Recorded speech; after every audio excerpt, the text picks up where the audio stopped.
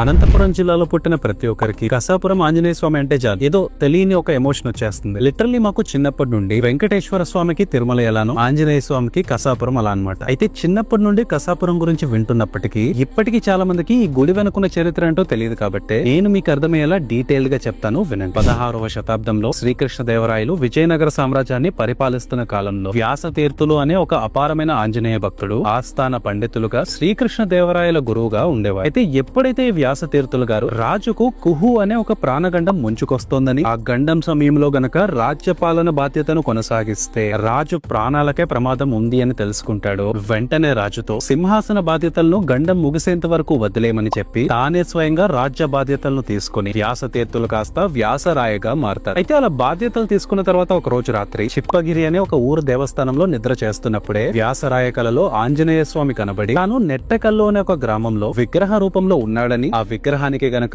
ఆలయ ప్రతిష్ఠ చేసి పూజిస్తే రాజు ఆ గండం నుండి గట్టెక్కుతాడు అని చెప్తాడు. దాంతో మరుసటి రోజు వ్యాసరాయ శ్రీకృష్ణ దేవరాయలను కొంతమంది సైనికులను వెంటబెట్టుకుని నెట్టెకల్లు అనే ఒక గ్రామానికి వెళ్లి ఒక వేప చెట్టు నీడ ఎక్కడైతే ఎండ అవుతుందో అక్కడ తవ్వడాన్ని మొదలు పెడతాడు. అప్పుడే వాళ్లకు ఇప్పుడు మనం కసాపురంలో చూసే ఆంజనేయ స్వామి విగ్రహం ఒక వైపుకు తిరిగి ఉన్నట్టు సాలిగ్రామ కళ్ళతో కనిపించింది. అంతే. దాంతో సాక్షాత్తు విజయనగర సామ్రాజ్యపు రాజైన ఆ శ్రీకృష్ణ దేవరాయలే ఇప్పుడు మనం చూస్తున్న కసాపురం ఆంజనేయ స్వామి ఆలయాన్ని నిర్మించి మనసా వాచా కర్మన ఆయన్ని పూజించారు. అతి భయంకరమైన కుహు అనే ఆ గండం నుండి బయటపడ్డారు. సో ఇది మన కసాపురం ఆంజనేయ స్వామి యొక్క వందల సంవత్సరాల నాటి చరిత్ర. సో ఈ రీల్ ని మీ అనంతపురం జిల్లా ఫ్రెండ్స్ కి షేర్ చేయడం మాత్రం అస్సలు మర్చిపోకండి.